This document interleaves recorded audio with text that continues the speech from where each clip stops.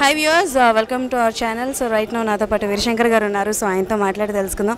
Hi sir, నమస్తే, ఎలా ఉన్నారు? మన ఛానల్ ఇది.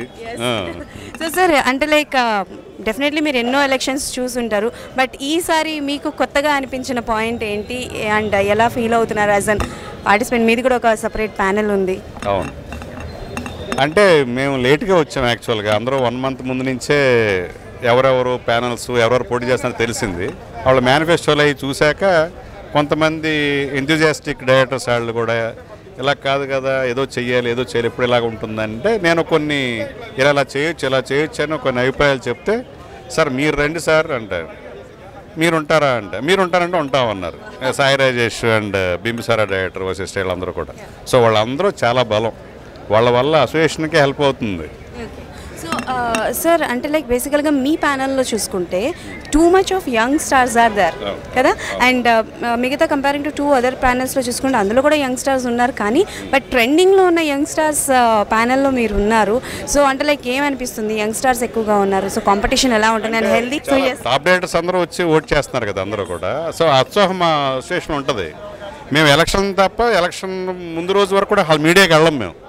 ఎందుకంటే ఇది 2 రాష్ట్రాల ప్రజల ఇష్యూ కాదు, మా మెంబర్స్ గురించి వేరే అసోసియేషన్లాగా వెళ్ళం మేము. అది అందరూ కూడా ఆ డిసిప్లిన్ పాటిస్తారు.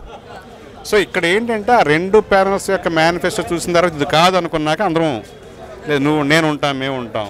సరే ఏం చేయాలి? Health insurance, group health insurance వేయాలి.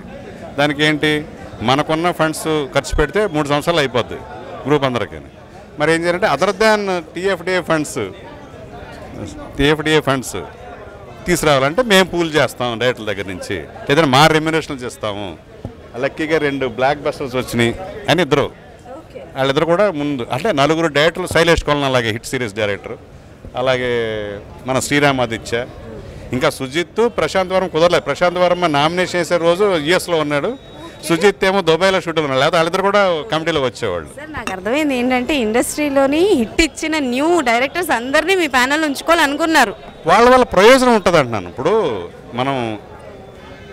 మనం రిచ్ అసోసియేషన్ కాదు, డైరెక్టర్స్ 50 కోట్లు 30 కోట్లు తీసుకోవచ్చు, కానీ అసోసియేషన్ పరంగా మనం 1,90,00,000 కన్నా ఎక్కువ లేదు మనకి. దీన్ని ఇప్పుడు మేము మన వాళ్ళు ఏమో నేషనల్ లెవెల్లో ఇంటర్నేషనల్ లెవెల్లో మన పేరు తెస్తున్నారు డైరెక్టర్లు అందరూ. దాని తగ్గట్టుగా ఉండాలి కదా, అంటే మనకు ఒక ఐకానిక్ బిల్డింగ్ ఉండాలి, అందరికి గ్రూప్ హెల్త్ ఇన్సూరెన్స్ ఉండాలి, వాళ్ళకి కనీసం స్ట్రగుల్ అయిన వాళ్ళకి ఒక పూట భోజనం పెట్టాలి మనం 100 మందికి. సో ఈ 2 1 crore అవుతాయి, ఈజీగా 1 crore పైన అవుతాయి 2కి. మేము రెడీ పూల్ చేస్తాం, లేకపోతే మా రెమ్యునరేషన్ ఇస్తామని రెడీ అయ్యి వచ్చిన వాళ్ళని మేము ఈ మేనిఫెస్టో మేనిఫెస్టో ప్రభావం అందరూ వస్తున్నారు ఇంతమంది ఓటింగ్. సార్ అంటే లైక్ మీ థాట్ వింటుంటేనే ఇంత బాగుంది, ఇది ఇంప్లిమెంట్ చేస్తే ఇంకెంత బాగుంటుందో. We have to see and all the best sir. Definitely like మీ ప్యానల్కి మంచి సపోర్ట్ అవ్వాలని మనస్ఫూర్తిగా కోరుకుంటున్నా. So that's all for today, మళ్ళీ కలుసుకుందాం.